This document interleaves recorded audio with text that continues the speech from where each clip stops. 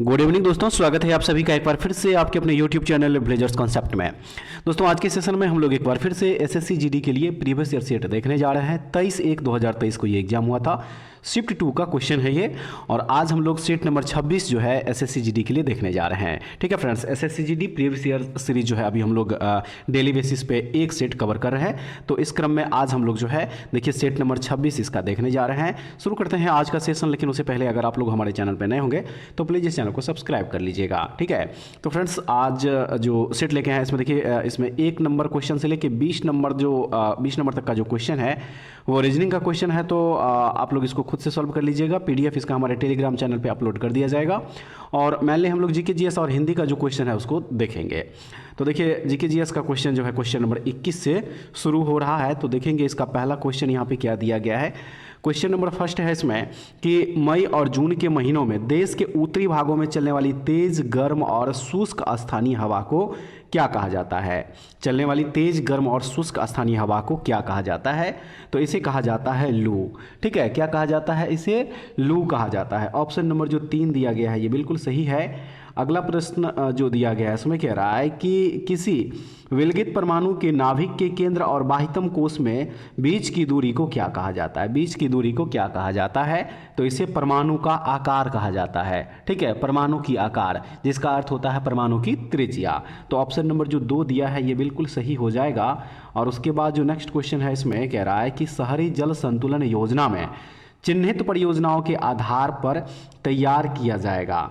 तो इसके लिए सही answer option number 2 city water action plan हो जाएगा। ठीक है, city water action plan option number 2 बिल्कुल सही हो जाएगा। और उसके बाद जो अगला प्रश्न है इसमें कह रहा है कि निम्नलिखित में से किसे नाट्य शास्त्र का रचयिता माना जाता है। निम्नलिखित में से किसे नाट्य शास्त्र का रचयिता माना जाता है।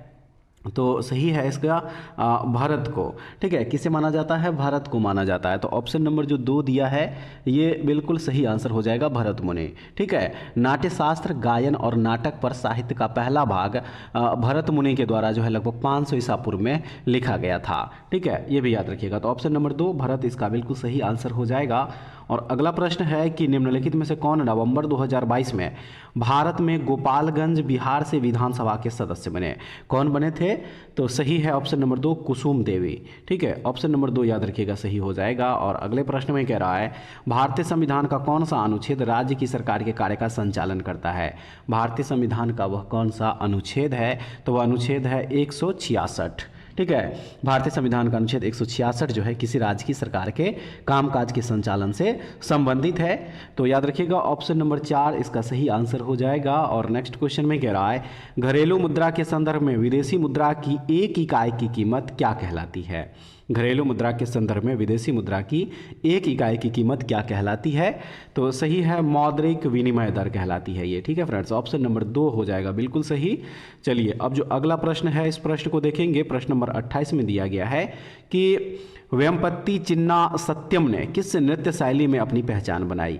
किस नृत्य शैली में इन्होंने अपना पहचान बनाई है, तो सही आंसर इसका हो जाएगा देखिए कुचिपुड़ी नृत्य में। ऑप्शन नंबर 3 है सही। और ये आंध्र प्रदेश का जो है ये नृत्य है, ये भी जरूर याद रखिएगा।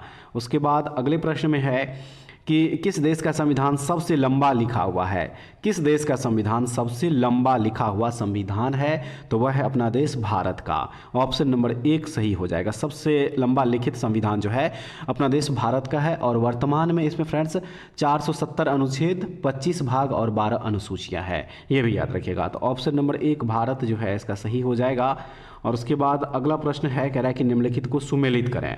निम्नलिखित को सुमेलित करें, तो देखिए इसके लिए जो सही आंसर है वह है ऑप्शन नंबर यहाँ पे 2 हो जाएगा। ए का 2 है धान्य और अनाज जो है ये क्या हो जाएगा, ये चावल। उसके बाद बी का 3 हो जाएगा दूध और मांस जो है ये क्या हो जाएगा यहाँ पे मछली। उसके बाद सी का 4 वसा और शर्करा जो है ये घी हो जाएगा। और उसके बाद डी का 1 दालें और फलियां जो है ये मसूर की दाल यहाँ पे हो जाएगा। तो ऑप्शन नंबर 2 है बिल्कुल सही आंसर। और जो नेक्स्ट क्वेश्चन हो जाएगा इसमें कह रहा है कि खाली जगह है उत्तर में खरीफ की फसल और दक्षिण भारत में रबी की फसल है, इनमें से वह कौन सी फसल है, तो वह फसल है तिल। तिल जो है देखिए यह उत्तर भारत में खरीफ की फसल और दक्षिण भारत में रबी की फसल होती है ये। ऑप्शन नंबर जो 1 दिया है ये सही हो जाएगा। ठीक है, उसके बाद जो नेक्स्ट क्वेश्चन है इसमें क्वेश्चन नंबर 32 निम्नलिखित में से कौन सा वसंत उत्सव गोवा में मनाया जाता है? निम्नलिखित में से कौन सा वसंत उत्सव गोवा में मनाया जाता है? तो वह है सिग्मो। ऑप्शन नंबर जो 1 दिया गया है ये सही इसका आंसर है। और चलिए अब जो अगला प्रश्न है इस प्रश्न को देख लीजिए। कबड्डी खेल के मैदान के किनारों पर चिन्हित लॉबी की चौड़ाई कितनी होती है? कितनी होती है इसकी चौड़ाई? सही आंसर ऑप्शन नंबर 3 हो जाएगा, 1 मीटर। ठीक है, 1 मीटर इसकी चौड़ाई होती है फ्रेंड्स। चलिए अगला जो प्रश्न है इस प्रश्न को देखेंगे। दिया है इसमें कि 26 नवंबर 1949 को डॉक्टर राजेंद्र प्रसाद ने सभा के अध्यक्ष के रूप में दस्तावेज पर हस्ताक्षर किए। यहाँ किस दस्तावेज के बारे में बात की जा रही है? 26 नवंबर 1949 को जो डॉक्टर राजेंद्र प्रसाद ने सभा के अध्यक्ष के रूप में दस्तावेज पर हस्ताक्षर किए थे, वह किस प्रकार के दस्तावेज की बातें यहाँ पे हो रही है? तो वह है संविधान, भारतीय संविधान। ठीक है, भारतीय संविधान थे वो। ऑप्शन नंबर जो 3 दिया है ये बिल्कुल सही हो जाएगा। आइए अब अगला प्रश्न देखते हैं। दिया गया इसमें कि सरकार की प्राप्तियां जो देयता सृजित करती है या वित्तीय परिसंपत्तियों को कम करती है, क्या कहलाती है? क्या कहलाती है ये? तो चलिए इसके लिए जो ऑप्शन दिया गया है, ऑप्शन देख लीजिए। यहाँ पे 4 ऑप्शन है और इसका सही आंसर फ्रेंड्स ऑप्शन नंबर जो 2 है, पूंजीगत प्राप्तियां, ये बिल्कुल सही हो जाएगा। ठीक है, नेक्स्ट क्वेश्चन में कह रहा है कि जनगणना 2011 के अनुसार किस भारतीय राज्य का जनसंख्या घनत्व सबसे कम है? किस भारतीय राज्य का जनसंख्या घनत्व जो है 2011 जनगणना के अनुसार सबसे कम है? तो वह है अरुणाचल प्रदेश। अरुणाचल प्रदेश देखिए इसका सही आंसर हो जाएगा। अरुणाचल प्रदेश का जो जनसंख्या घनत्व हुआ है 17 व्यक्ति प्रति वर्ग किलोमीटर। ठीक है, कितना है? तो 17 व्यक्ति प्रति वर्ग किलोमीटर हो जाएगा। ठीक है, प्रति वर्ग किलोमीटर। तो ऑप्शन नंबर जो 3 दिया गया है ये बिल्कुल सही हो जाएगा।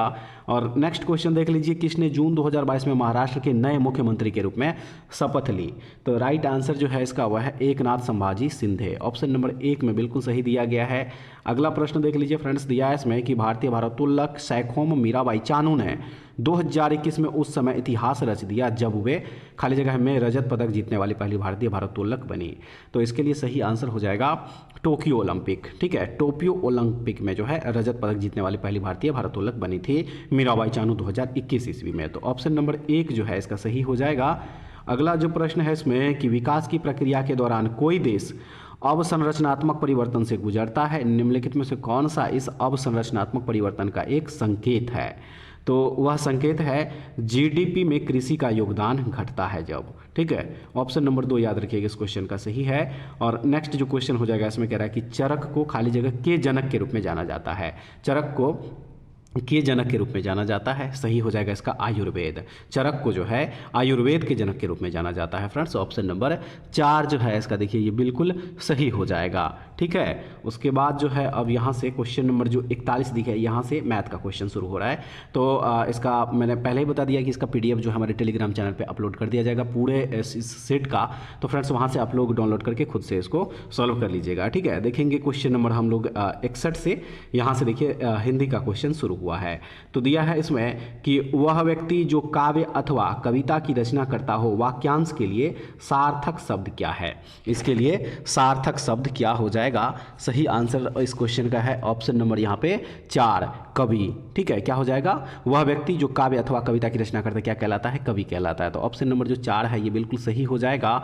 62 नंबर क्वेश्चन में कह रहा है कि मुहावरों और उनके अर्थ का निम्नलिखित में से कौन सा युग्म अशुद्ध है? कौन सा युग्म जो है जो कि अशुद्ध है? तो वह है ऑप्शन नंबर 4 में लकीर का फकीर प्रगतिशील होना जो यहाँ पे दिया गया है ये यहाँ पे देखिए गलत हो जाएगा। ठीक है, ये यहाँ पे क्या हो जाएगा?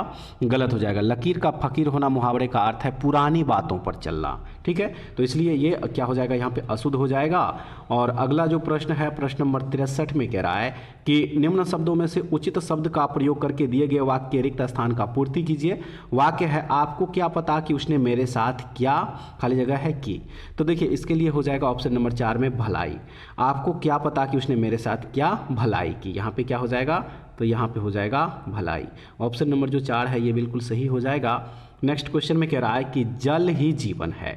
उपर्युक्त वाक्य में रेखांकित शब्द के पर्यायवाची शब्द का चयन विकल्पों में से कीजिए। रेखांकित शब्द यहाँ पे जल है और इसके लिए कह रहा है पर्यायवाची शब्द चुनने के लिए।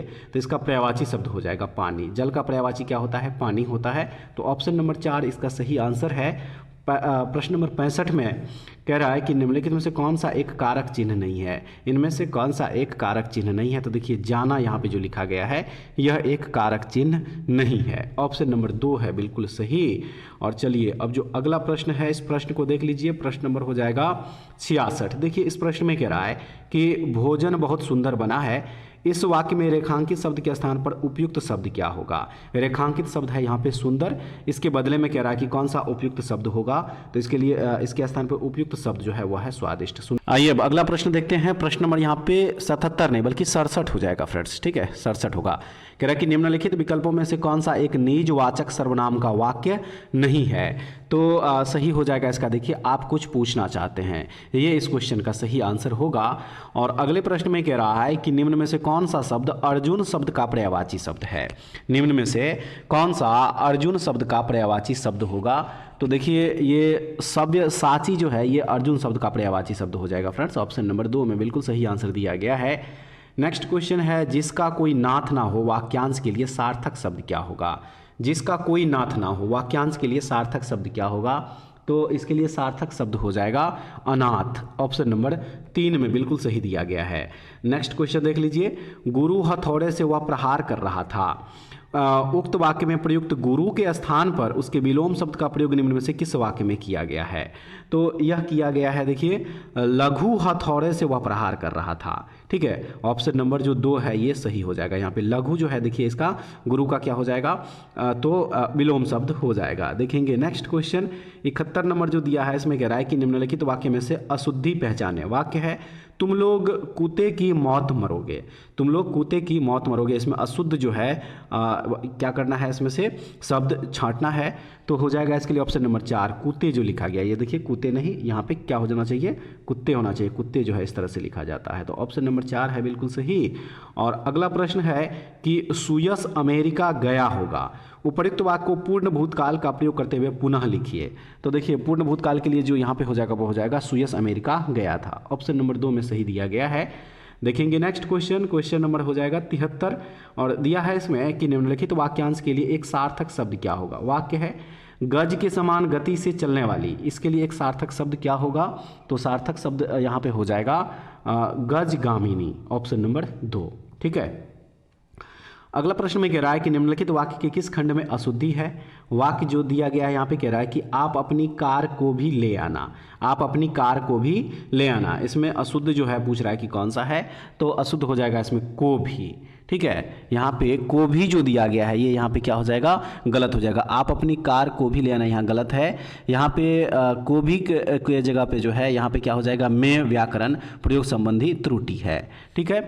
तो ऑप्शन नंबर जो 3 दिया गया है ये सही है। और देखेंगे अगला प्रश्न में क्या कह रहा है कि खाली जगह है भर पानी में डूब मरना, मुहावरे में रिक्त स्थान की पूर्ति उपयुक्त शब्द द्वारा कीजिए। यहाँ पे कौन से शब्द का प्रयोग हो जाएगा?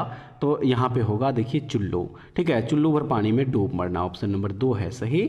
और अब 76 से 80 नंबर का जो प्रश्न है इसमें कह रहा है कि प्रश्न संख्या 76 से 80 के उत्तर निम्न गद्यांश के आधार पर दीजिए।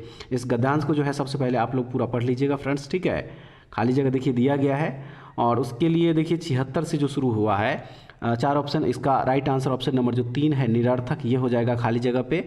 77 के लिए हो जाएगा देखिए ऑप्शन नंबर 3 में जो प्रेम दिया गया ये। 78 के लिए समाप्त जो है ऑप्शन नंबर 1 ये हो जाएगा। 79 के लिए ऑप्शन नंबर 3 आडंबरों ये बिल्कुल सही हो जाएगा। और 80 के लिए ऑप्शन नंबर 1 विराजमान जो है ये बिल्कुल सही हो जाएगा, ठीक है। तो उम्मीद करते हैं फ्रेंड्स आज का सेशन भी आप लोगों के लिए काफ़ी महत्वपूर्ण होगा। जरूर देखिएगा इस वीडियो को। जीके जीएस और हिंदी का जो क्वेश्चन है उसको हम लोग कवर किए हैं विस्तृत रूप में। बाकी इसका मैथ और रीजनिंग का जो क्वेश्चन है ये आप लोगों को हमारे टेलीग्राम चैनल से मिल जाएगा, वहाँ से आप लोग उसको डाउनलोड करके खुद से सॉल्व कर लीजिएगा, ठीक है। तो फ्रेंड्स ऐसे वीडियो के लिए हमारे चैनल से जुड़े रहिए। अगले वीडियो में दोबारा फिर से मिलेंगे, तब तक के लिए जय हिंद।